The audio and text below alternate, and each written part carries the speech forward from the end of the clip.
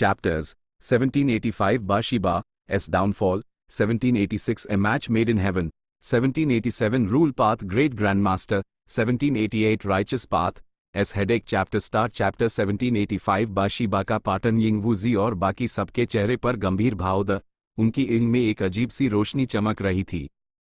कुछ variant human गू immortals हिचकिचा रहे थे। वो सोच रहे थे, हम अभी से अपना सबसे तगड़ा हथियार क्यों इस्तेमाल कर रहे हैं, क्या ये थोड़ा जल्दी नहीं है? फैंग युआन के पास अपनी पिछली जिंदगी की यादें थी। वो जानता था कि शियाचा ने पहले ही इस फॉर्मेशन के बारे में काफ़ी इन्फॉर्मेशन निकाल ली थी, बस उसने ये बात अपने तक रखी थी। जब उसने पिछली बार अचानक हमला किया था तो लेडी व्हाइट रैबिट मारी गई थी, जबकि फैंग युआन और बाकी सब बेखबर पकड़े गए थे। इस बार फैंग युआन वही गलतियां दोहराने वाला नहीं था। तो फिर हम किसे टारगेट करें? लू वे यन या शियाचा को? बाइनिंग बिंग ने पूछा। Modified years flow execution formation का एक सबसे तगड़ा तरीका था। ये किसी एक इंसान पर सिल्वर व्हाइट रोशनी की एक किरण छोड़ सकता था। जिस पर भी ये पड़ती उसके लिए वक्त बेहद धीमा हो जाता और वो अपना बचाव नहीं कर पाता। लू वे येन इस जनरेशन का पैराडाइज अर्थ का वारिस था। उसके पास कमाल के तरीके और गुप्त ट्रम्प कार्ड्स थे।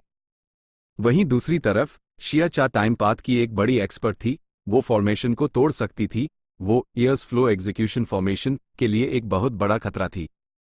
ये फैसला आसान नहीं था, लेकिन एक बार ये तरीका इस्तेमाल हो गया तो बचे हुए गू इमॉर्टल्स अलर्ट हो जाएंगे और उन पर दोबारा हमला करना लगभग नामुमकिन हो जाएगा। फैंग युआन का जवाब बहुत छोटा था, ना लू वे येन और ना हाई शियाचा। हम उस रैंक 7 गू इमॉर्टल को टारगेट करेंगे। बाशीबा अभी भी लोगों के बीच छिपा हुआ था। एक और इमेमोरियल या बीस्ट एक घुमावदार दरवाजे से बैटलफील्ड में आ गया। बाशीबा की ईड़ फड़की। उसने हमला करने की अपनी बेचैनी को जबरदस्ती रोका। ये फॉर्मेशन अभी भी आतुत है, मुझे इंतजार करना होगा। जिस वक्त मेन एक्शन लूंगा वो सबसे क्रूशियल मोमेंट होना चाहिए। मुझे फैंग युआन को चौंकाना होगा और उससे ऐसी गलती करवानी होगी जिससे हम जीत हासिल कर सकें। जब वो ये सोच ही रहा था, उसके पास का एंशिएंट ईयर बीस्ट जैम्स आ गया, क्योंकि उसके अंदर का पूरे dream reality seeker physique body फट गया और ड्रीम रेल्म तेजी से फैलने लगा। बाशीबा फौरन अलर्ट हो गया। हम उसी पाल एक सिल्वर व्हाइट किरण निकली और सीधा उस पर जा टकराई। क्या? बाशीबा की ईड़ धीरे धीरे फैल गई। उसके लिए वक्त कई गुना धीमा हो चुका था। उसकी नज़र में बाहर की हर चीज तेजी से उसकी तरफ आ रही थी। ड्रीम रेल्म पहले से ही उसके करीब था और जैसे ही उस पर हमला हुआ उसने एक पाल में उसी पूरी तरह से धक लिया। म्यू! बाशीबा चिल्लाना चाहता था, लेकिन उसके पास कुछ भी करने का वक्त ही नहीं था। वो सपनों के समुंदर में डूब गया। वो गहरी नींद में चला गया।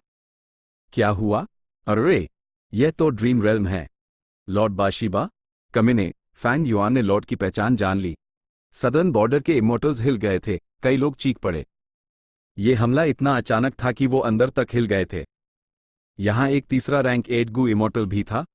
फैंग युआन के अंडर काम करने वाले गू इमॉर्टल्स सभी डर गए थे और हैरान थे।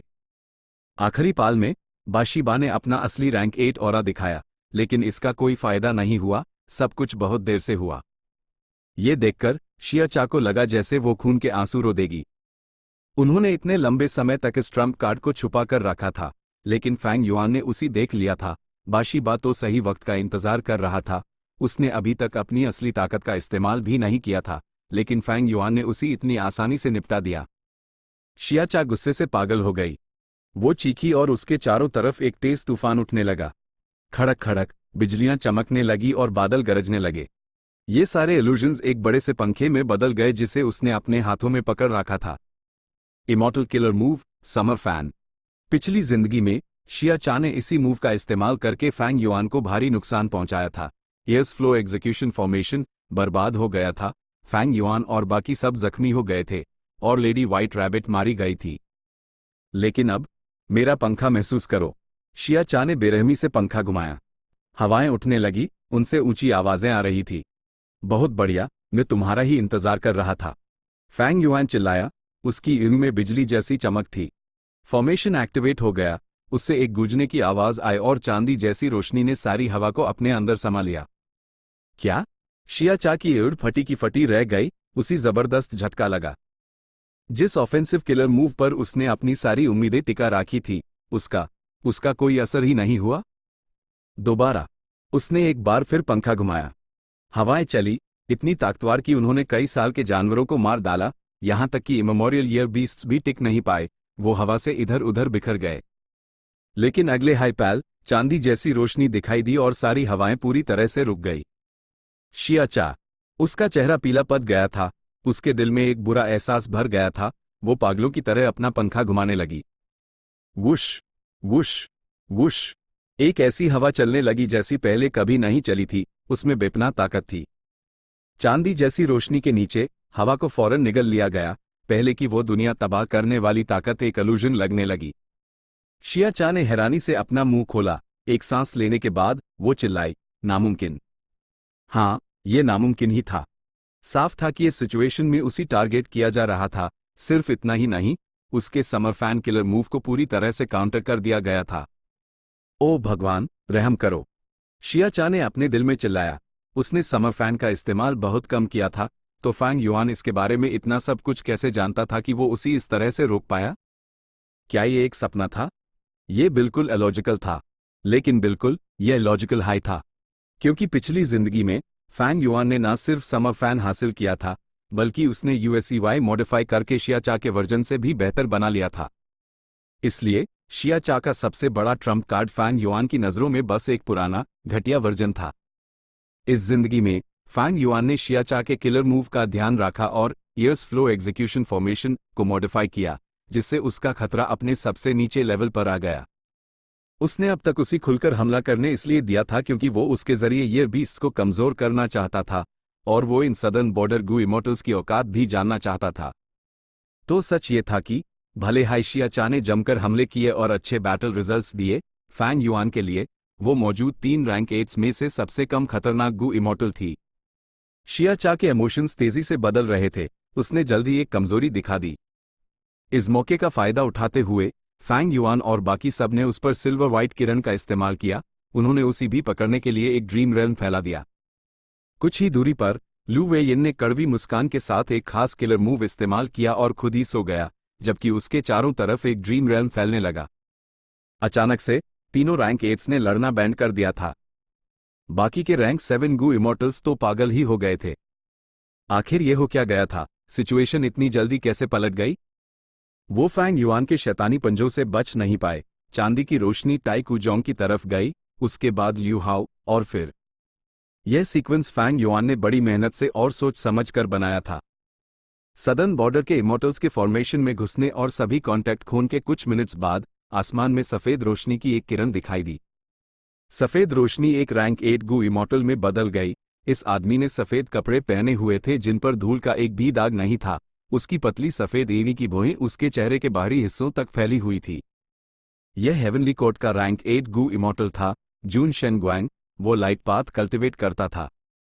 वो असल में सेंट्रल कॉन्टिनेंट के 10 बड़े पुराने सेक्ट्स में से एक का सुप्रीम एल्डर था। हाल ही में उसने अपना इमोर्टल एपर्चर कंट्रीब्यूट करने के बाद फेरी जी वे ने यूएसईवाई हेवनली कोर्ट में शामिल कर लिया था। लियू हाओ और बाकी सब यहीं गायब हुए। हम जून शेन ग्वांग ने अभी अपनी जांच शुरू ही की थी कि उसी कई शकी निशान मिल गए। ये लियू हाओ के लिए अच्छा नहीं लग रहा। यहां जरूर एक भयानक लड़ाई हुई है। बदकिस्मती से लियू हाओ ने मदद के लिए कोई रिक्वेस्ट भी नहीं भेजी। क्या ये एक इमोर्टल फॉर्मेशन था या एक इमोर्टल बैटलफील्ड? एक पाल बाद जून शेन ग्वांग के माथे पर ठंडा पसीना आ गया। उसकी ऊँग में एक पाल के लिए झटका और डर साफ दिखा। सारे निशान इस तरफ इशारा कर रहे थे कि शियाचा और बाकी सब पकड़े जा चुके थे। तीनों रैंक 8 और कई रैंक 7 एक्सपर्ट्स सब फैंग युआन के जाल में फंस गए थे। फैंग युआन ने जरूर ड्रीम रेल्म्स का इस्तेमाल किया होगा।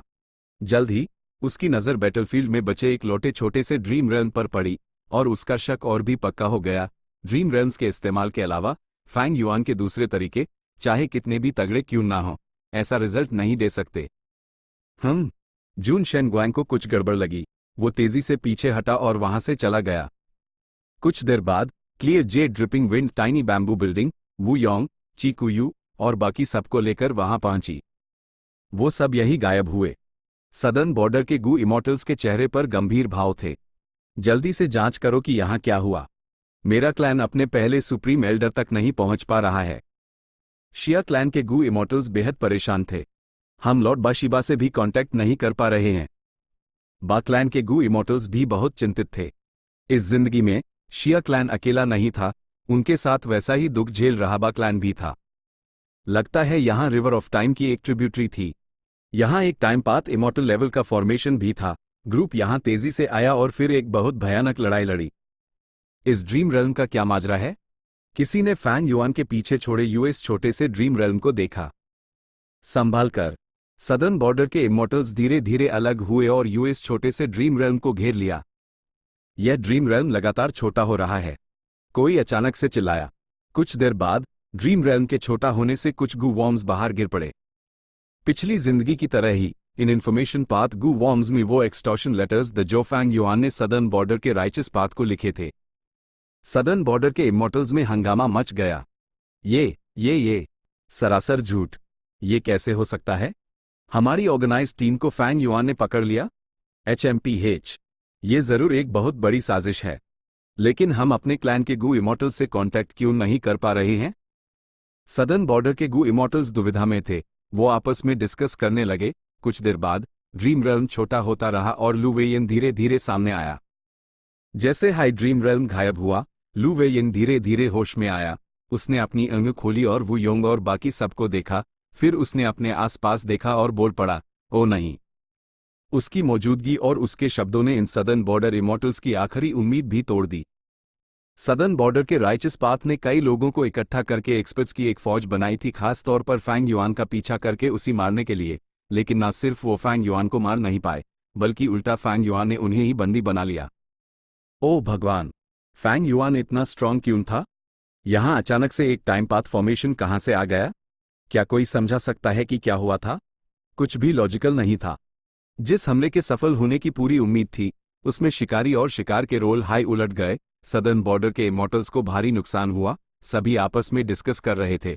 वो सभी घबराए हुए और परेशान थे। उनकी सारी इज्जत मिट्टी में मिल गई थी और उनका माली नुकसान भी बहुत बड़ा था।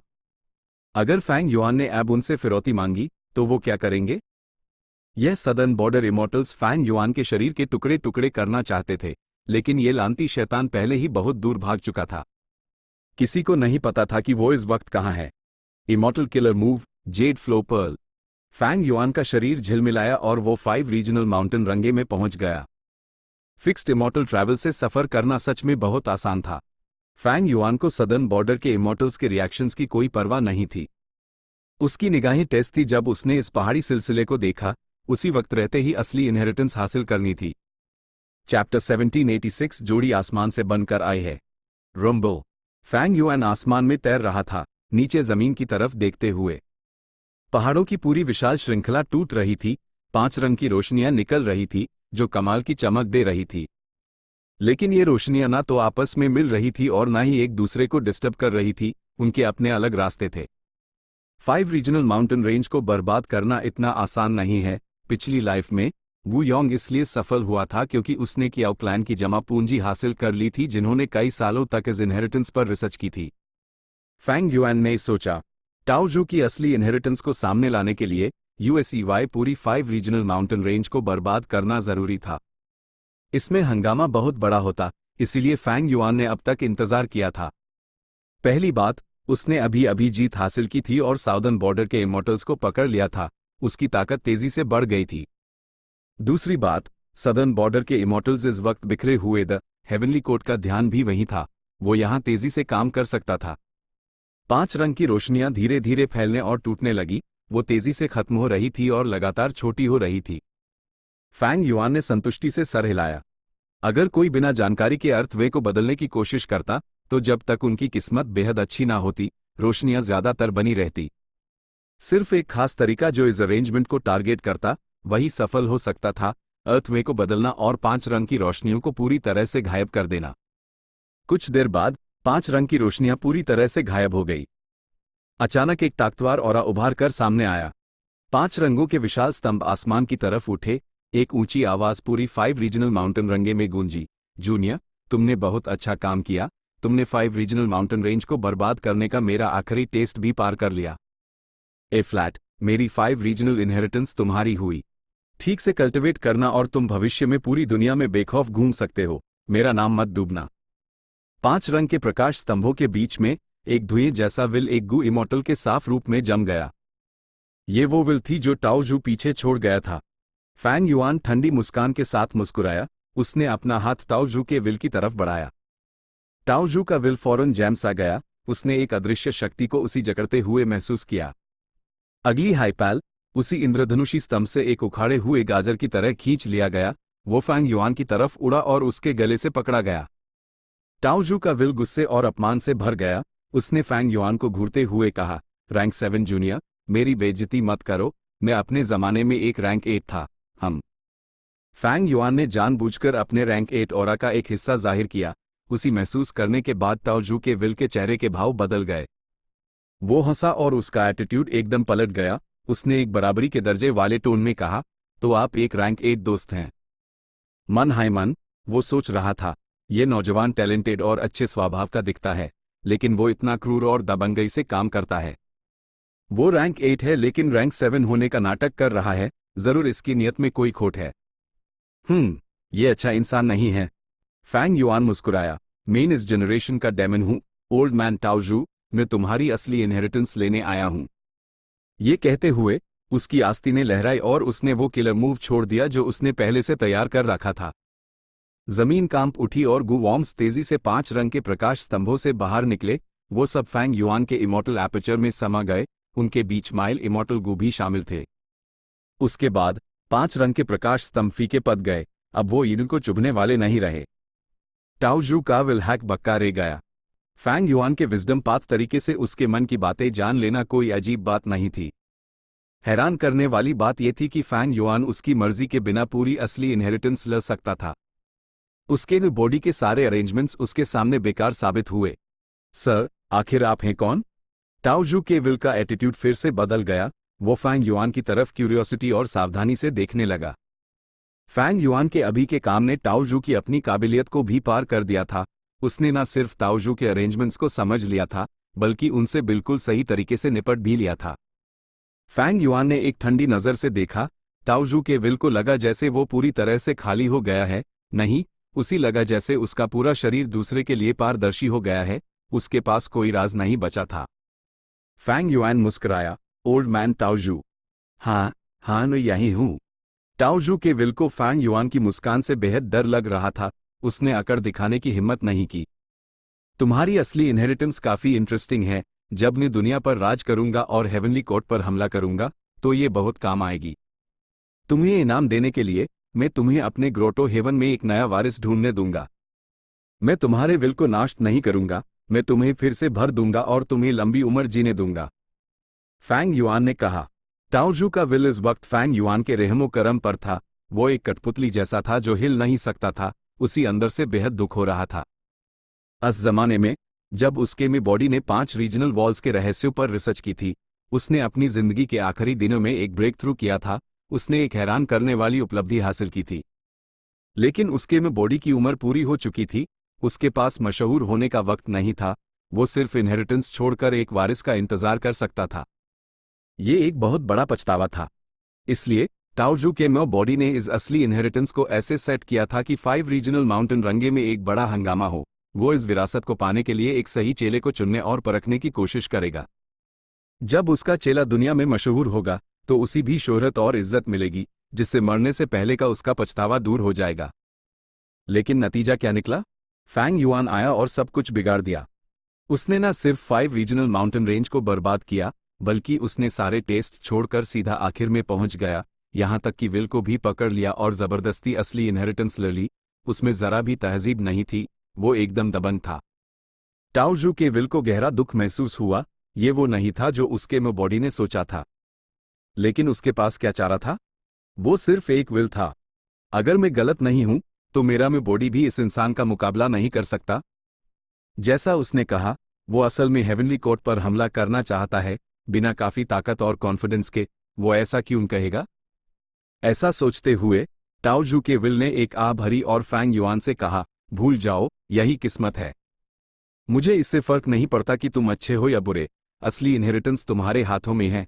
तुम शायद आगे चलकर खून खराबा और मौत का कारण बनो, लेकिन इससे 5 रीजन्स हिल तो जाएंगे ना। यही तो मेरा में बॉडी भी देखना चाहता था। जब तक तुम मेरे में बॉडी की उपलब्धियों को नहीं छुपाओगे, तो क्या हुआ अगर तुम्हें असली इनहेरिटेंस मिल गई? हा, फैंग युआन जोर से हंसा। उसकी हंसी तेज होती गई, उसके काले बाल हवा में लहराने लगे, उसकी ईंग में दिव्या रोशनी चमक रही थी, आसपास की हवाएं और बादल उसकी मर्जी से हिल रहे थे। हंसने के बाद उसने ताओ जू के विल को गंभीरता से देखा। चिंता मत करो, मैं एक मारे हुए इंसान से इस शोहरत के लिए क्यों लड़ूंगा? अगर मैं इतना भी नहीं छोड़ सकता तो मैं इन हेवनली कोर्ट से आगे कैसे बढ़ूंगा?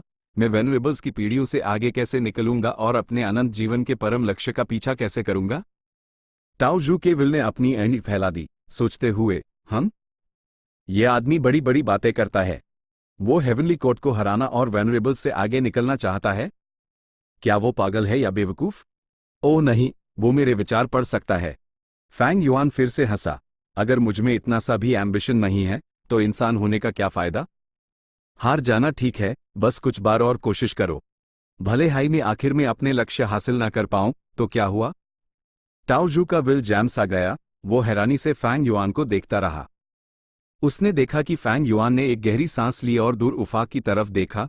उसकी ऊँख पाताल की तरह काली थी, लेकिन ताओ जू देख सकता था कि इस शुद्ध अंधेरे के भीतर एक शानदार चिंगारी थी।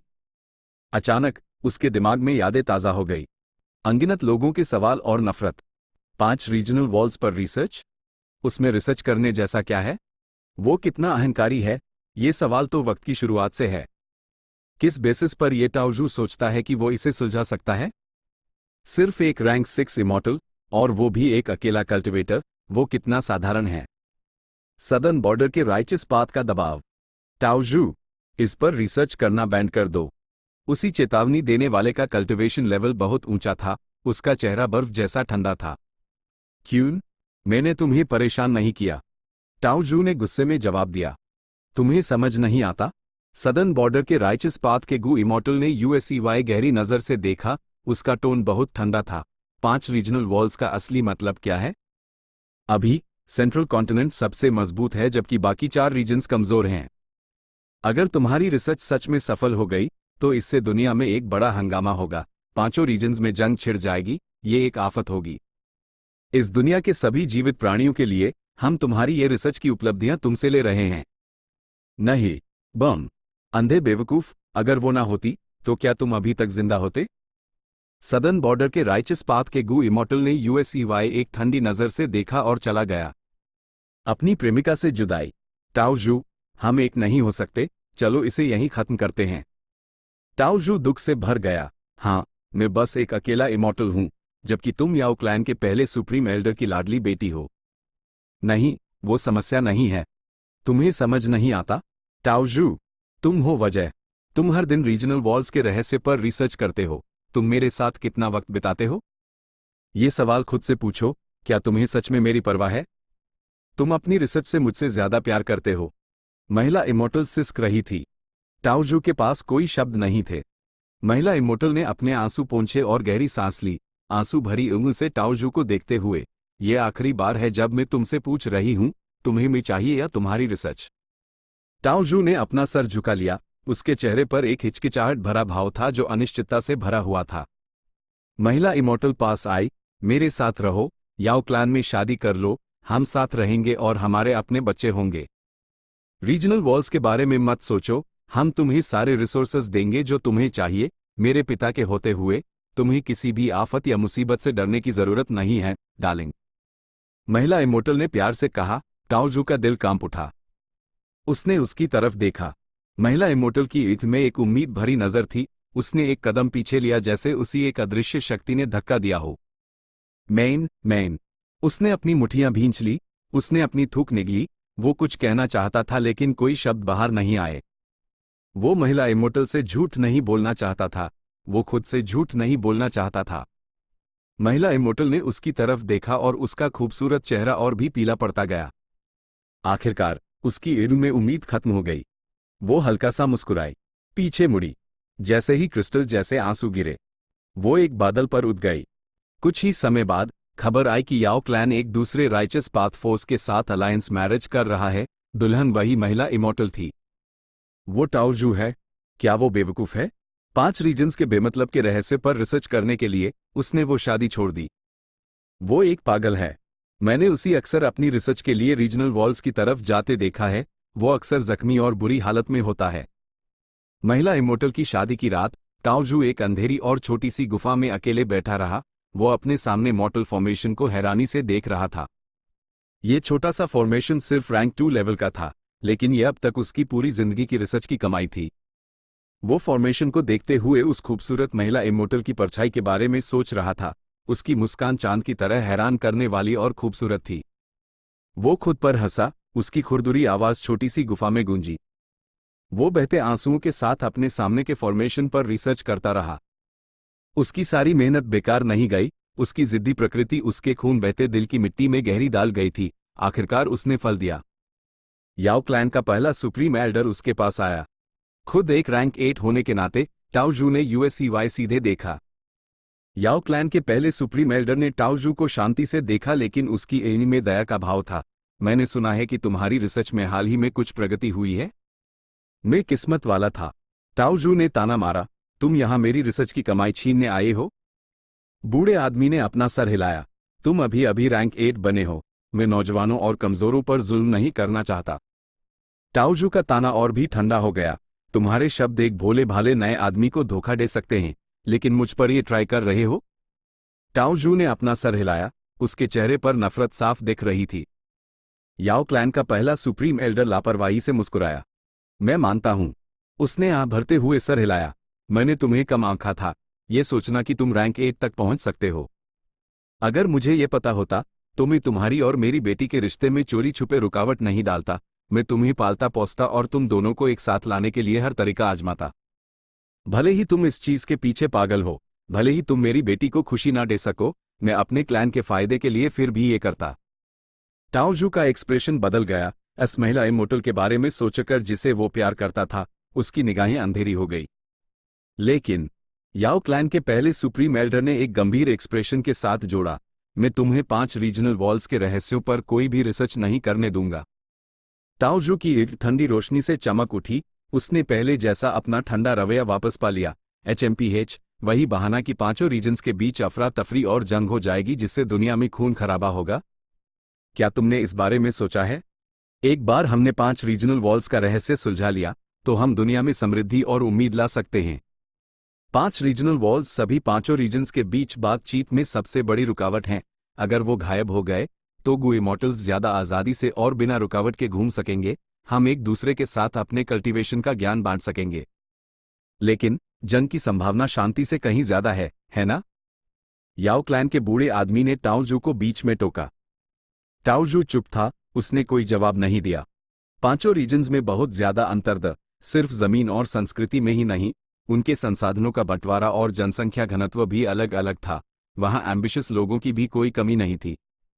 अभी के 5 रीजन्स जो अलग थलग थे और जिनका आर्थिक, राजनीतिक और सया संतुलन बना हुआ था, एक बार 5 रीजनल वॉल्स हटा दिए गए तो ये संतुलन तुरंत टूट जाएगा।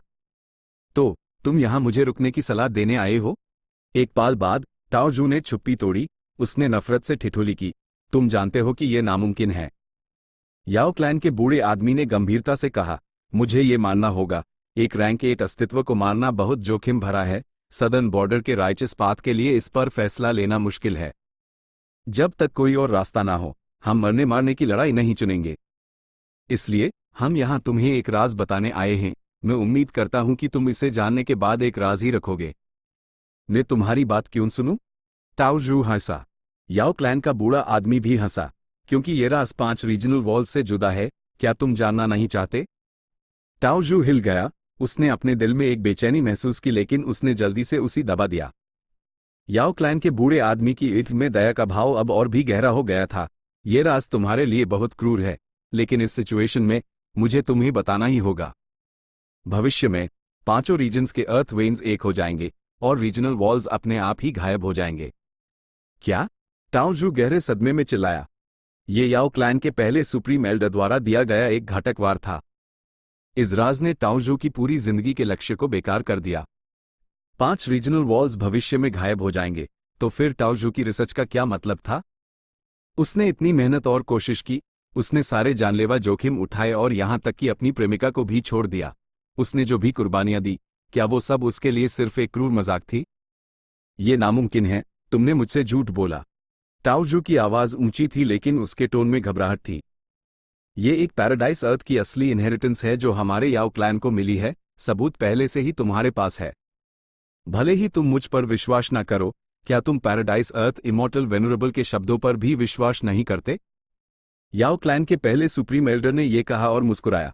इसके अलावा तुमने अपनी पूरी जिंदगी 5 रीजनल वॉल्स और अर्थ वेन्स पर रिसर्च की है, तुम्हें इसके बारे में कुछ तो पता ही होगा, क्या तुमने कुछ महसूस नहीं किया? तुम्हारी सारी रिसर्च की उपलब्धियां इस तथ्य को साबित कर सकती हैं कि भविष्य में ऐसा होगा, है ना? टाओजू पसीने से तरबतर था। वो अपनी बड़ी बड़ी खोखली इंगों से घूर रहा था जब वो पीछे लड़खड़ाया। उसने अपना सर जमीन की तरफ झुका लिया और उसका चेहरा घबराहट से भरा हुआ था। याओ क्लैन का पहला सुप्रीम एल्डर मुस्कुराया। उसने टाओजू की तरफ देखा। उसके दयालु बूढ़े आदमी के रवैये में एक बेहद ठंडा और क्रूर स्वभाव था। बस इतना ही कहना काफी था।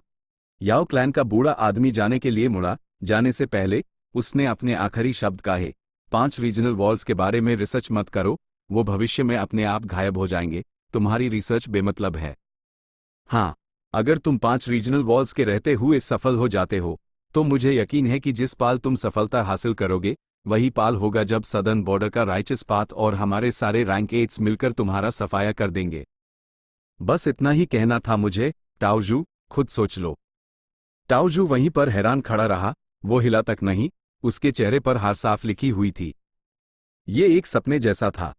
वापस असलियत में टाओजू बहुत पहले मर चुका था, जबकि उसकी बची हुई विल फैंग युआन के गले में पकड़ी हुई थी। असली इनहेरिटेंस पहले ही जबरदस्ती ले ली गई थी। लेकिन फैंग युआन के शब्दों का टाओजू के विल पर एक बड़ा असर हुआ। अगर मुझ में इतना सा भी एम्बिशन नहीं है, तो इंसान होने का क्या फायदा? हार जाना ठीक है, बस कुछ बार और कोशिश करो। भले हाई में आखिर में अपने लक्ष्य हासिल ना कर पाऊं, तो क्या हुआ? हाँ हाँ हाँ हाँ हाँ हाँ। टाओजू का विल पागलों की तरह हंसा।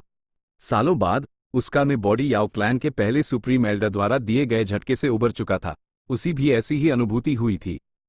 हाँ, भले हाई में आखिर में हार जाऊं और कुछ ना हासिल करूं, भले ही मेरी जिंदगी एक पूरी हार हो, तो क्या हुआ? भले ही 5 रीजनल वॉल्स भविष्य में गायब हो जाएंगे, तो क्या हुआ? भले ही मेरी रिसर्च बेमतलब है, तो क्या हुआ? यही है जो मैं करना चाहता हूं। तुम मुझे पागल कह सकते हो, तुम मुझे बेवकूफ कह सकते हो, तुम मुझे जिद्दी कह सकते हो, तुम मुझे मूर्ख कह सकते हो। ठीक है, मैं पागल हूं, मैं बेवकूफ हूं, मैं जिद्दी हूं और मूर्ख भी। लेकिन मैं फिर भी ये करना चाहता हूं। यही है जैसा मैं जीना चाहता हूं। यही है जिससे मैं अपनी जिंदगी का मतलब ढूंढ सकता हूं। लेकिन आखिर में मेरे मन में पछतावा रह गया, इसलिए मैंने ये इनहेरिटेंस बनाई। और अब ये इनहेरिटेंस फैंग युआन के हाथों में है। इस पल टाओजू का विल उत्तेजित हो गया। फैंग युआन, मैं तुम्हें ये इनहेरिटेंस दूंगा, मैं तुम्हें वो असली मतलब भी दूंगा जो कहीं और छिपा हुआ है। मेरा में बॉडी लड़ने में माहिर नहीं था, इसीलिए मेरे मन में पछतावा रह गया। लेकिन मुझे लगता है कि अगर ये इनहेरिटेंस तुम्हें दी गई, तो ये सारे पछतावे पूरे हो जाएंगे। ये सच में जोड़ी आसमान से बनकर आए है। फैंग युआन के होठ मुड़ गए, उसने एक आत्मविश्वासी लेकिन अहंकारी मुस्कान दिखाई। तो फिर खुद ही देख लेना, ओल्ड मैन टाओजू। मैं यकीन दिलाता हूं कि तुम्हारी असली इनहेरिटेंस, देवता भी हैरान होंगे और इमॉर्टल्स भी कांप उठेंगे। इसका नाम पूरी दुनिया में गूंजेगा। चैप्टर 1787 रूल पाथ का महान ग्रैंड मास्टर टाओजू की पूरी असली इनहेरिटेंस हासिल करने के बाद फैंग युआन ने तुरंत 5 रीजनल माउंटेन रंगे छोड़ दी। पिछली जिंदगी की तरह ही ये पहाड़ी श्रृंखला आखिरकार बर्बाद हो ही गई। लेकिन फैंग युआन के लिए नतीजा बहुत अलग था। पिछली जिंदगी में उसने 5 रीजनल माउंटेन रंगे में एक घाट लगाकर एक बड़ी लड़ाई छेड़ दी थी। टाओजू की असली इनहेरिटेंस अचानक सामने आ गई थी। उसी हासिल करने का मौका नहीं मिला क्योंकि उसी भागना पड़ा था। इस बार फैंग युआन इंक इफेक्ट से सावधान था। उसने सदर्न बॉर्डर के पीछा करने वालों पर घाट लगाने तक का इंतजार किया। अन सबको पकड़ने के बाद समय सही था और वो इस असली इनहेरिटेंस को हासिल करने आ गया। कुछ समय बाद सदर्न बॉर्डर का राइचस पाथ मान जाएगा और टाई क्लैन को बीकन टावर्स बनाने में सपोर्ट करेगा। तब तक फैंग युआन के लिए एक्शन लेना मुश्किल हो जाएगा। बिखरे हुए बीकन टावर्स सदर्न बॉर्डर के गू इमॉर्टल्स को बहुत तेजी से और कुशलता से सफर करने देंगे।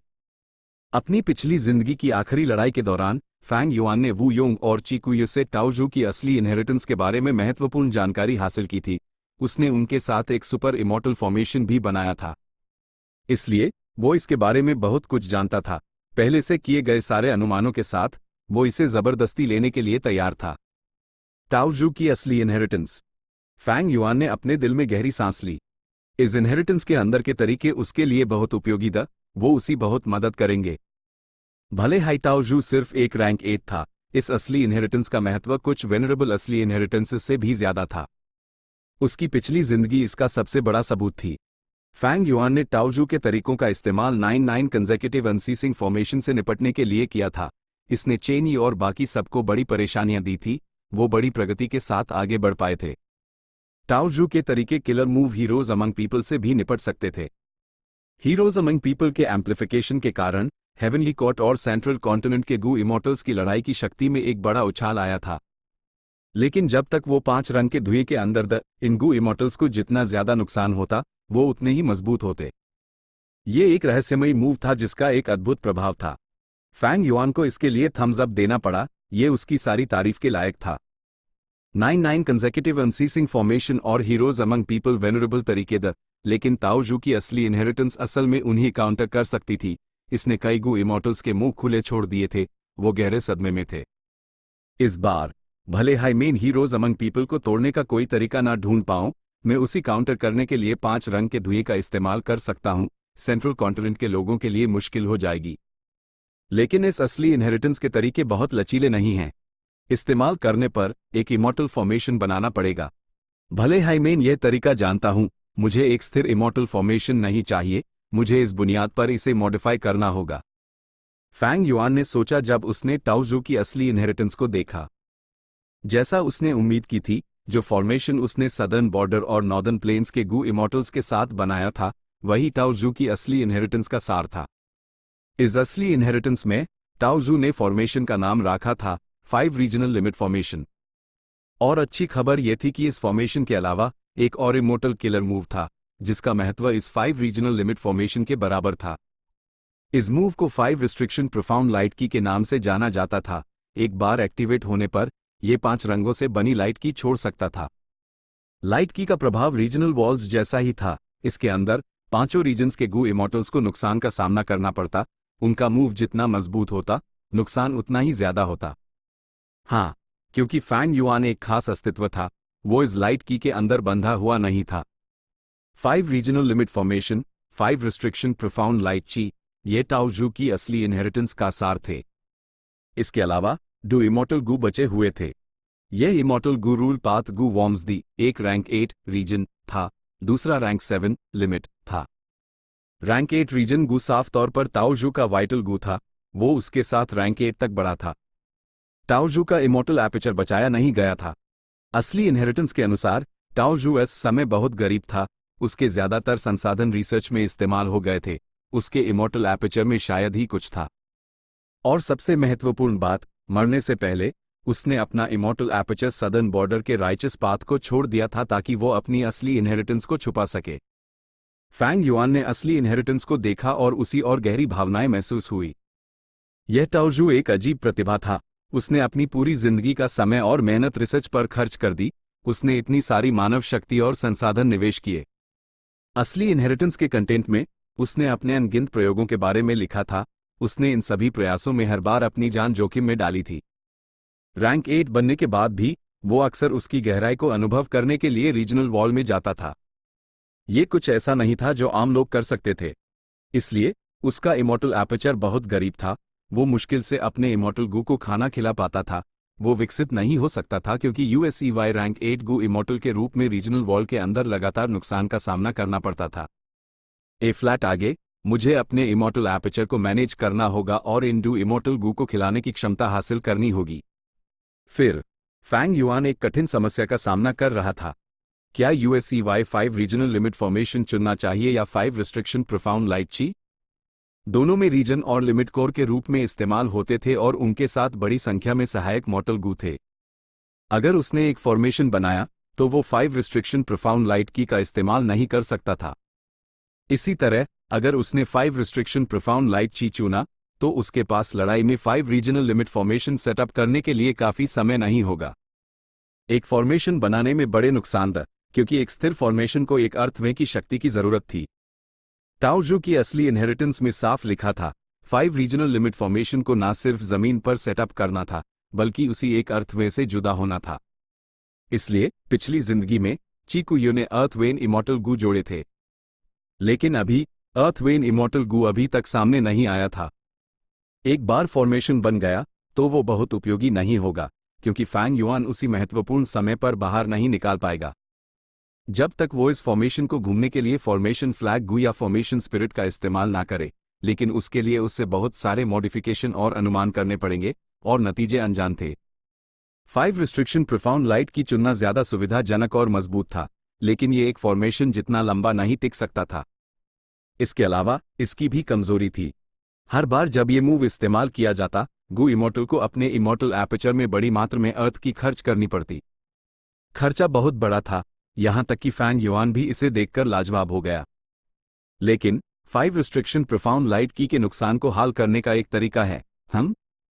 वे पहुंच गया। फैंग युआन ने सोचना बैंड कर दिया जब वो एक साधारण दिखने वाली गुफा में पहुंचा। ये अच्छी तरह से छिपा हुआ है, यहां तक कि मैं भी कुछ गड़बड़ महसूस नहीं कर पाया। फैंग युआन ने खुद से सर हिलाया। आगे उसने टाओजू के विल को बाहर निकला। टाओजू के विल ने कुछ कदम आगे बढ़ाए, गुफा बदल गई, असली अर्थ का एक झोंका दीवारों में समा गया।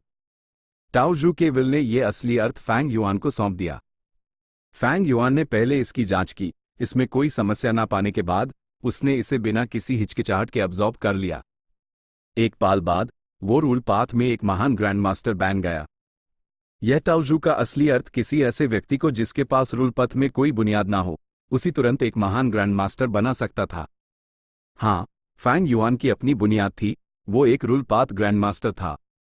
भले हाई फैंग युआन अभी भी एक महान ग्रैंड मास्टर था, उसकी मूल बुनियाद बेकार नहीं गई, वो अभी भी जमा हो रही थी, भले ही उसने सुप्रीम ग्रैंड मास्टर बनने के लिए गुणात्मक परिवर्तन हासिल नहीं किया था। लगता है कि टाओजू जिंदा रहते हुए एक रूल पाथ महान ग्रैंड मास्टर था। फैंग युआन ने हल्का सा सर हिलाया। जब कोई भी पद प्राप्ति स्टार पर महान ग्रैंड मास्टर तक पहुंचता है, तो एक गुणात्मक परिवर्तन होता है।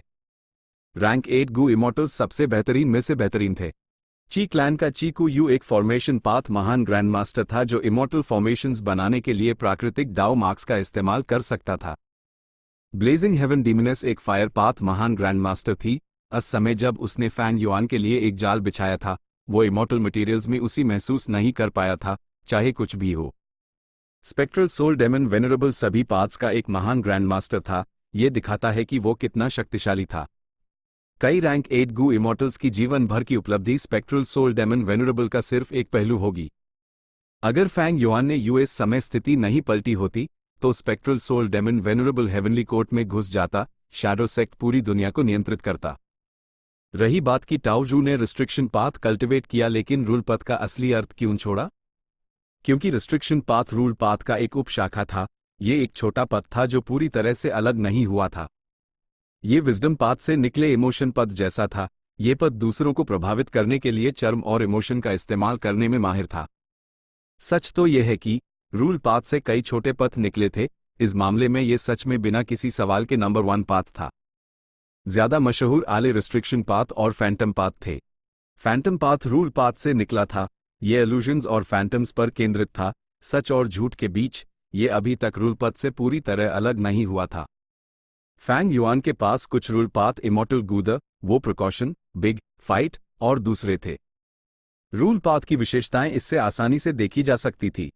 बड़ा, छोटा, लंबा, छोटा, मोटा, पतला, दूर, पास, अच्छा, बुरा, गोल, चौकोर, टेढ़ा, सीधा, सच, झूठ, मजबूत, कमजोर, 1, 2, 3, 4, ये सब रूल पाथ गू वॉर्म्स थे। क्योंकि रूल पाथ एक विशाल अवधारणा थी, इसके परिणामस्वरूप इसके कई शाखाएं छोटे पाथ्स थे। सभी पाथ्स में रूल पाथ गू वॉर्म्स का सबसे व्यापक इस्तेमाल होता है, या यूं कहें, वो इस्तेमाल के लिए सबसे व्यवहारिक हैं। उदाहरण के लिए, रूल पाथ गू वर्म स्ट्रॉन्ग किसी भी किलर मूव को और मजबूत बनाने के लिए किसी भी पथ के साथ इस्तेमाल किया जा सकता है। रूल पाथ का एक और फायदा था, गू इमॉर्टल अक्सर इसका इस्तेमाल करके अपना खुद का असली अर्थ बना सकता था। ये विजडम पाथ का भी फायदा था। असली अर्थ में रूल पथ का सच और विजडम पथ की इच्छा शामिल थी। इन दो पाथ्स के अलावा सच में दूसरे पाथ्स के बहुत कम गू इमॉर्टल्स द जो अपने पीछे असली अर्थ छोड़ सकते थे। दास वेनरेबल्स अपवाद थे। ये राक्षस आम समझ से परे वो अनोखे अस्तित्व जिनका आकलन तर्क के माध्यम से नहीं किया जा सकता था। टाओजू का असली अर्थ फैंग युआन के लिए काफी खुशनुमा आश्चर्य था, क्योंकि वो जानता था कि वू योंग और चिकुयो ने इसे पिछली जिंदगी में हासिल नहीं किया था। इसे समझना मुश्किल नहीं था। फैंग युआन पहले ही सच का काफी अनुमान लगा चुका था।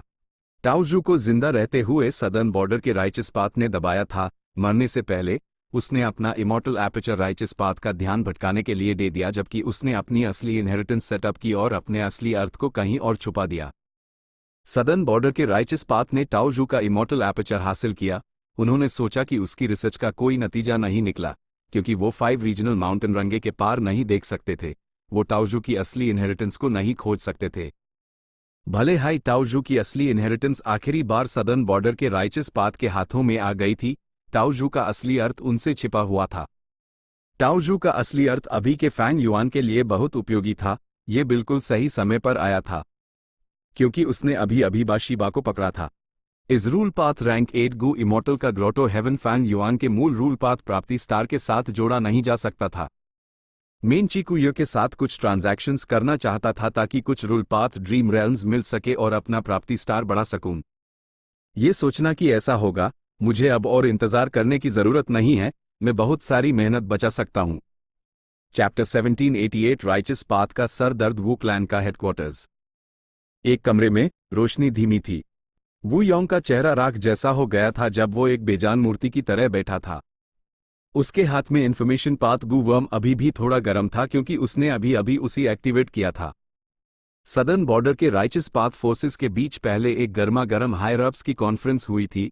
ये एक बाजार जितनी गर्म थी। शिया क्लैन और बा क्लैन के गु इमॉर्टल्स चीखने के करीब उनकी आवाजों में खौफ और बेबसी भरी हुई थी। ज्यादातर लोग ऊंची आवाज में चर्चा कर रहे थे, लगभग बहस के पॉइंट तक, जब वो अपना झटका और डर निकाल रहे थे। ये कैसे हो सकता है? फैंग युआन ने हम पर घाट लगाया और पूरी जीत हासिल की। हमारे गु इमॉर्टल्स सब उसके द्वारा पकड़े गए। ए फ्लैट, हम क्या करें? सदर्न बॉर्डर की हिस्ट्री में ऐसा पहले कभी नहीं हुआ। अगर खबर बाहर निकली तो हमारा सदर्न बॉर्डर का राइचस पाथ 5 रीजन्स का मजाक बन जाएगा। इज्जत अब महत्वपूर्ण नहीं है, महत्वपूर्ण बात यह है कि हमारे क्लैंसमैन उसके हाथों में हैं। पहले फैंग युआन ने एक इन्फॉर्मेशन पाथ गु वर्म पीछे छोड़ा था। क्या उसने हमसे उसके जवाब का इंतजार करने के लिए नहीं कहा था? हाँ, लेकिन उसने हमें कुछ भी नहीं भेजा है। क्या हम बस उसका इंतजार करें? वू योंग अभी भी अपने कानों में इन लोगों की चर्चाओं को गूंजते हुए सुन सकता था। HMPH, बेकार लोगों का झुंड, अब बात करने और चर्चा करने का क्या फायदा? वू योंग ने नाखुशी से ठंडी सांस ली। उसने अपनी आंखें सिकोड़ ली और उसकी पहले से ही लंबी और पतली आंखें और भी पतली हो गई। उसकी ऊन में लगातार एक अजीब ठंडी रोशनी चमक रही थी, जबकि उसकी मुठियां अनियंत्रित रूप से बंद रही थी। ये परेशानी वाली बात है। फैंग युआन के पास पूरी पहल है। भले ही मैं उसकी फिरौती को माना कर दूं, शिया क्लैन और बा क्लैन नहीं करेंगे, क्योंकि उनके पहले सुप्रीम एल्डर्स पकड़े गए हैं। हेवनली कोर्ट के इंतजाम भी बेकार। HMPH, मैंने जीवेई से कांटेक्ट करके अपनी मेहनत बर्बाद की। लेकिन ये इसलिए नहीं है कि हेवनली कोर्ट कमजोर है। इस फैंग युआन ने इस लड़ाई में बहुत ही भयानक लड़ाई की शक्ति दिखाई है। इतने भयानक लड़ाई के नतीजों के साथ मेरे सदर्न बॉर्डर के राइचस पाथ को देखते हुए सिर्फ चिकू युहाई एक कैरेक्टर है। वो शांत और कूल बना रहा। वू योंग को साफ याद था, पहले की गर्मा गर्म चर्चा में चिकू यू का चेहरा शांत था, और यहां तक कि उसने फैंग युआन का पीछा करने और उसी पकड़ने की योजना सबसे पहले सुझाई थी। भले ही शायद ही किसी ने जवाब दिया, लेकिन ये एक राइचस पाथ मेंबर का सही व्यवहार था। वू योंग को इस बात का अंदाजा नहीं था कि चिकू यू खुद को शांत रहने के लिए मजबूर कर रहा था। वो अंदर से झटके और चिंता से भरा हुआ था। उसने खुद को और गहरा छुपाने के लिए फैंग युआन का पीछा करने का ये सुझाव देने का नाटक किया। फैंग युआन सच में जीत गया। ना सिर्फ फैंग युआन जीता, उसने डू रैंक 8 और कई रैंक 7 एक्सपर्ट्स को भी पकड़ लिया। क्या ये कोई मजाक था? इस लड़ाई से पहले चिकुयो ने जरूर सोचा होगा कि ये एक मजाक है, लेकिन अब वो बिल्कुल नहीं हंस सकता था। चिकुयो को विश्वास नहीं हो रहा था, लेकिन लू वेयन ने जो ऐसे बूट उन्हें दिखाए वो असली उसी से स्वीकार करना पड़ा। फैंग युआन ने इस लड़ाई में पूरी जीत हासिल की। ना सिर्फ सदर्न बॉर्डर का राइचस पाथ अफरा तफरी में आ गया, बल्कि चिकुयो को भी लगा जैसे फैंग युआन ने उसी पकड़ लिया है, क्योंकि फैंग युआन ड्रीम रेल्म्स का इस्तेमाल करके जीता था, और ये ड्रीम रेल्म्स USEY चिकुयो ने दिए थे। यानी कि चीकू यू फैंग युआन की सफलता में सबसे बड़ा योगदान देने वाला था, वो सदर्न बॉर्डर के राइचस पाथ का सबसे बड़ा गद्दार बन गया था। इससे पहले चीकू यू ने सोचा था कि फैंग युआन सदर्न बॉर्डर के राइचस पाथ से निपटने के लिए ड्रीम रेल्म्स का इस्तेमाल करेगा, लेकिन वो आम समझ से सीमित था। पहली बात, फैंग युआन के साथ सौदा करना ची क्लैन के लिए बहुत फायदेमंद था। इस लालच और इच्छा ने चीकू यू को अंधा कर दिया था। दूसरी बात, फैंग युआन ने पिछली बार पूरे dream reality seeker physique bodies को खुद से फोड़कर बच निकला था। पूरी प्रक्रिया में वो एक परेशान हालत में था और वो खुद से फोड़े गए पूरे dream reality seeker physique bodies जो ड्रीम रेल्म्स बने उन्हें भी नियंत्रित नहीं कर सकता था। इसलिए चीकू यू को लगा कि इस खुद से फटने से बहुत कम खतरा था। लेकिन ये सोचना कि फैंग युआन एक time path super immortal formation setup करेगा, अगर ये इमॉर्टल फॉर्मेशन गु इमॉर्टल्स को टेलीपोर्ट करने से नहीं रोकता, तो वो ड्रीम रेल्म्स का इस्तेमाल करने में कैसे सफल हो सकता था? टाइम पाथ इमॉर्टल फॉर्मेशन डरावना नहीं है, डरावनी बात यह है कि ये फॉर्मेशन कितना गहरा छिपा हुआ था। अगर फैंग युआन ने इसे एक्टिवेट नहीं किया होता, तो इसका पता नहीं लगाया जा सकता था। चीकू यू को ये सोचकर सर दर्द हो गया। वो एक फॉर्मेशन पाथ महान ग्रैंड मास्टर था, वो स्वाभाविक रूप से फॉर्मेशंस को समझता था। लेकिन हर पाथ के इमॉर्टल फॉर्मेशन की अपनी ताकत और कमजोरियां होती थी। टाइम पाथ इमॉर्टल फॉर्मेशंस की ताकत ये थी कि वो अंदर के समय के प्रवाह को प्रभावित कर सकते थे। फैंग युआन ने इसका इस्तेमाल फॉर्मेशन के अंदर दिनों और रातों तक लड़ने, पीछा करने वालों को पकड़ने के लिए किया। बाहर सिर्फ कुछ घंटे ही बीते थे, लेकिन टाइम पाथ इमॉर्टल फॉर्मेशंस छिपने में अच्छे नहीं थे। यह डार्क पाथ, फैंटम पथ और ट्रांसफॉर्मेशन पाथ फॉर्मेशंस की ताकत थी। एक बार टाइम पाथ इमॉर्टल फॉर्मेशंस बन गए, तो वो खुले में होते, आसानी से पता लगाए जा सकते और देखे जा सकते थे। इसे इतना गहरा छिपा हुआ नहीं होना चाहिए था। तो फैंग युआन ने इसे इतना छिपा हुआ कैसे बनाया? चीकू यू इस सवाल से उलझ गया था, जबकि उसी समय हेवनली कोर्ट के अंदर फेरी जी वे ने जवाब ढूंढ लिया। उसने अभी अभी अपने अनुमान खत्म किए थे। सेंट्रल ग्रेट हॉल अभी भी बैंगनी रोशनी से झिलमिला रहा था। फेरी जी वे ने गहरी सांस ली। ये शैडो सेक्ट के पुराने इंतजाम होने चाहिए। शैडो सेक्ट कभी 5 रीजन्स में बिखरा हुआ था, ज़ॉम्बी अलायंस के नीचे छिपकर रिवर ऑफ टाइम के प्राकृतिक सहायक नदियों को ढूंढ रहा था, आसपास के टाइम पाथ डाउ मार्क्स का इस्तेमाल करके फॉर्मेशन सेटअप कर रहा था। महान ग्रैंड मास्टर पर फॉर्मेशन पाथ गु इमॉर्टल्स सीधे प्राकृतिक डाउ मार्क्स का इस्तेमाल करके फॉर्मेशन सेटअप कर सकते थे, लेकिन बनाया गया फॉर्मेशन प्राकृतिक डाउ मार्क्स के वितरण के अनुसार अलग अलग ताकत और फायदे रखता था। गु इमॉर्टल अक्सर इसे सिर्फ थोड़ा सा एडजस्ट कर पाता था। ये गु वॉर्म्स का इस्तेमाल करके फॉर्मेशंस बनाने जितना सुविधाजनक नहीं था। लेकिन सदर्न बॉर्डर में वो टाइम पाथ फॉर्मेशन छिपने में माहिर है। फैंग युआन ने उसका बिल्कुल सही इस्तेमाल किया है। उसने अंदर और टाइम पाथ फॉर्मेशंस जोड़े और साउदर्न बॉर्डर के सभी पीछा करने वालों को एक झटके में पकड़ने के लिए ड्रीम रेल्म्स का इस्तेमाल किया। फेरी जी वे का चेहरा अंधेरा हो गया। उसी अब पछतावा हो रहा था। अगर उसी ये पता होता, तो वो सदर्न बॉर्डर को चेनी और थंडर गोस्ट ट्रू मोनार्क की मौत के बारे में बता देती। लैंग या ब्लेस्ड लैंड में हार के बाद फेरी जी वे ने दुनिया को सिर्फ कुछ हिस्सा ही बताया था। जब तक सदर्न बॉर्डर के राइचस पाथ को चेनी और थंडर गोस्ट ट्रू मोनार्क की मौत का पता होता, वो फैंग युआन पर और ज्यादा जोर देते। वो सिर्फ डू रैंक 8 गु इमॉर्टल्स नहीं भेजते। लू वे येन अपनी मर्जी से शामिल हुआ था, वो सदर्न बॉर्डर के राइचस पाथ के नियंत्रण में नहीं था। ये कहना नहीं है कि फेरी जी वे ने कोई गलती की थी, उसके भी अपने विचार थे। शुरुआत में फेरी जी वे को उम्मीद थी कि चेनी और थंडर गोस्ट ट्रू मोनार्क शायद अभी भी जिंदा हों। इसलिए उसने इस घटना को छिपाते हुए दुनिया के सामने सिर्फ फैंग युआन के राज खोले। लेकिन लंबा समय बीतने के बाद फेरी जी वे को एहसास हुआ कि चेनी और थंडर गोस्ट ट्रू मोनार्क सच में मर चुके हैं। उसने इस जानकारी को छिपाना चुना क्योंकि वो फैंग युआन की शोहरत बढ़ाने में मदद नहीं करना चाहती थी, और इसलिए भी क्योंकि उसी डर था कि दूसरे 4 रीजन्स के गु इमॉर्टल्स फैंग युआन के साथ समझौता कर लेंगे। फैंग युआन के पास रैंक 8 गु इमॉर्टल्स को नुकसान पहुंचाने की शक्ति थी। उसका प्रभाव एक गुणात्मक परिवर्तन तक पहुंच गया था। दूसरे 4 रीजन्स सेंट्रल कॉन्टिनेंट जैसे नहीं थे। उनके पास कई फोर्सेस जो एक दूसरे का विरोध करते थे।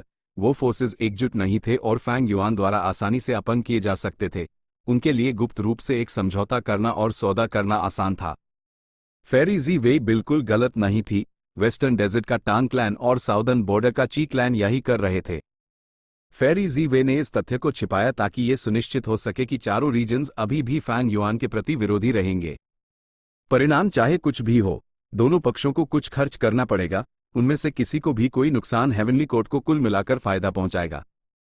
साथ ही वो जानकारी और सुराग खोलेंगे जो हेवनली कोर्ट सिर्फ देखकर हासिल कर सकता है।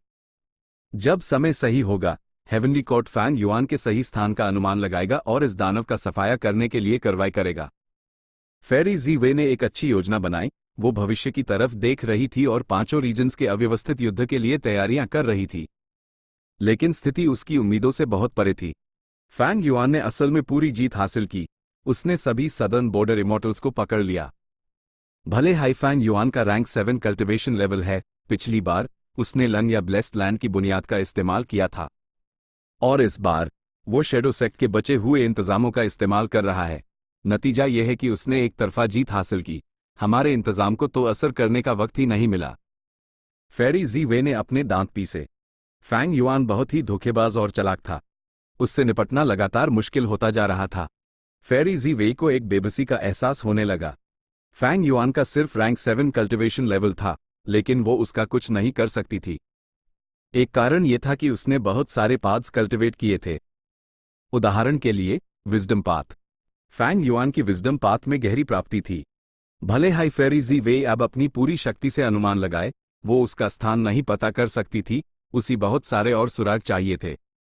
आमतौर पर जो गु इमॉर्टल्स विजडम पाथ में नहीं होते उन्हें अनुमान के माध्यम से आसानी से ढूंढा जा सकता था। इस दुनिया में बहुत सारे डिमोनिक पाथ गु इमॉर्टल्स लेकिन कुछ ही ऐसे क्यों जो फैंग युआन की तरह तबाही मचाते थे। इसका कारण यह था कि जैसे ही वो अफरा तफरी मचाते और सबको गुस्सा दिलाते, विजडम पाथ गु इमॉर्टल्स अनुमान लगाते और उन्हें जल्दी से ढूंढ लेते, फिर उनका पीछा करके उन्हें मार डालते। या उदाहरण के लिए रिफाइनमेंट पाथ। लैंग या ब्लेस्ड लैंड को अनेक्स करना इतना आसान नहीं था। कई गु इमॉर्टल्स चाहकर भी ये नहीं कर सकते थे। यहां तक कि कुछ रैंक 8 गु इमॉर्टल्स भी नहीं। क्योंकि लंग या ब्लेस्ड लैंड रैंक 7 था, किसी को कम से कम ग्रैंड मास्टर रिफाइनमेंट पाथ प्राप्ति स्टार की जरूरत थी। या उदाहरण के लिए ड्रीम पाथ। फैंग युआन भविष्य से पुनर्जन्म लेकर आया था, उसके पास कई ड्रीम पाथ तरीके थे। यीटियन माउंटेन की लड़ाई के दौरान उसने इन तरीकों का इस्तेमाल खतरे से बचने और यूएस मुश्किल से जीने के लिए किया था। या उदाहरण के लिए इस घाट लड़ाई का फैंग युआन ने अद्भुत फॉर्मेशन पाथ प्राप्ति दिखाई। टाइम पाथ फॉर्मेशन को इस हैट तक इस्तेमाल करने के लिए उसका फॉर्मेशन पथ प्राप्ति स्टार कम से कम महान ग्रैंड मास्टर था। हाँ, यह शैडो सेक्ट द्वारा छोड़े गए इंतजामों का हिस्सा हो सकता है। लेकिन फैंग युआन ने तब इसका इस्तेमाल क्यों नहीं किया? इसकी संभावना बहुत कम है। एक और संभावना है, फैंग युआन द्वारा लंग या ब्लेस्ड लैंड को अनेक्स करने के बाद उसने जो वेरिएंट ह्यूमन गु इमॉर्टल्स लिए हैं उनमें से एक के पास महान ग्रैंड मास्टर फॉर्मेशन पाथ प्राप्ति स्टार है। मेरे पास काफी सुराग नहीं है। फेरी जी वे ने अपना हाथ अपने माथे पर रखा जब उसकी ईंग में ठंडी उड़ान चमकी। वो उठी और सेंट्रल ग्रेट हॉल छोड़कर यूएस जगह पहुंची जहां स्पेक्ट्रल सोल को कैद किया गया था। आत्मा की तलाशी। कुछ ही समय बाद फेरी जी वे ने संतुष्टि से सर हिलाया। उसने खास तौर पर स्पेक्ट्रल सोल की यादों में टाइम पाथ फॉर्मेशन से संबंधित राज के बारे में खोजा। ये सच में एक मजबूत छिपने की क्षमता वाला फॉर्मेशन है, लेकिन इसमें साल के जानवरों को बुलाने की शक्ति नहीं है। फैंग युआन ने जरूर इसे बाद में जोड़ा होगा। फेरी जी वे गहरी सोच में थी। उसकी ऊँग में अजीब रोशनी पहले सिर्फ एक छोटा सा बिंदु थी, लेकिन अब वो एक बड़े क्षेत्र में फैल चुकी थी। Chapter and.